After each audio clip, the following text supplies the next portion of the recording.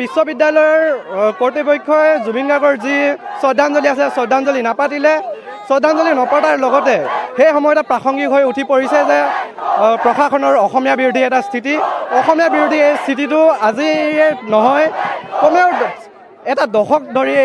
চলি আছে এই বিৰোধী অসমীয়া বিৰোধী চক্ৰটো গতিকে আমি অসমীয়া ছাত্ৰ সমাজসমূহ স্বতঃস্ফূৰ্তভাৱে ওলাই আহিছোঁ আৰু আমাক ন্যায় লাগে ভিচি ছাৰে এই মুহূৰ্তত আমাৰ ওচৰত ক্ষমা খুজিব লাগে সম্পূৰ্ণ সমগ্ৰ অসমবাসীৰ ওচৰত ক্ষমা খুজিব লাগে সেয়া আমাৰ দাবী আচলতে আমাৰ প্ৰতিবাদটো গোটেই কৰ্তৃপক্ষৰ বিৰুদ্ধে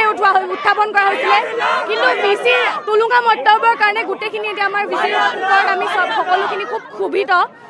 তেওঁ ইয়াত আহি পেলাই যেতিয়া গোটেই ছাত্ৰ ছাত্ৰীসকলক এড্ৰেছ কৰিছিলে তাতো তেওঁৰ টুলুঙা মন্তব্য তেওঁ আমাৰ দাবীসমূহ শুনা নাই তেওঁ আমাৰ কমপ্লেইন শুনা নাই তেওঁ আমাৰ কনচাৰ্ণছখিনি এড্ৰেছ কৰিব বিচৰা নাই তেওঁ খালি ইয়াতে থিয় হৈ পেলাই তেওঁৰ অকল টুলুঙা মন্তব্যখিনি দি পেলাই তেওঁ গুচি গৈছে ইয়াত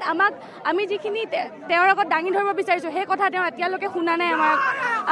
আমি অকল এটাই বিচাৰিছোঁ যে তেওঁ শুনক আমাৰ কথাখিনি ইমানখিনি আমি অলৰেডি মেমৰেণ্ডাম এখন ছাবমিট কৰিছোঁ তাত আমাৰ সকলোখিনি সমস্যা তাত আমি লিখি দিছোঁ তাৰ আমি সলিউশ্যনো লিখি দিছোঁ তেওঁ খালি শুনিব লাগে ক'ব লাগে যে সেইখিনি কথা আমি কৰি দিম তোমালোকক আমাৰ অভিভাৱক হিচাপে সেইখিনি কথা তোমালোকৰ আগত আমি আছোঁ তোমালোকৰ লগত সেই এড্ৰেছিলখিনি আমি এতিয়ালৈকে পোৱা নাই তেওঁ খালি সেই AC ৰুমত সোমাই পেলাই এতিয়া কি আলোচনা বিলোচনা চলিছে আমি নাজানো কিন্তু যিটো আলোচনা আমাৰ ছাত্ৰ সমাজৰ লগত হ'ব লাগিছিলে সেই আলোচনা হোৱা নাই এতিয়ালৈকে দাবী উত্থাপন কৰিবলৈ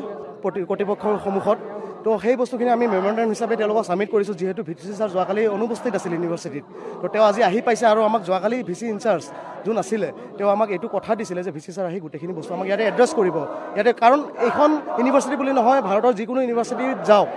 সমস্যা বহুত আছে কিন্তু আমাৰ জুবিনদাৰ যোনটো ইম'শ্যনটো লৈ আমি যোনখিনি বস্তু ধৰি আহিছিলোঁ সেই বস্তুখিনি আমাক এড্ৰেছ কৰাটো প্ৰপাৰলি এড্ৰেছ কৰাটো আমি বিচাৰিছিলোঁ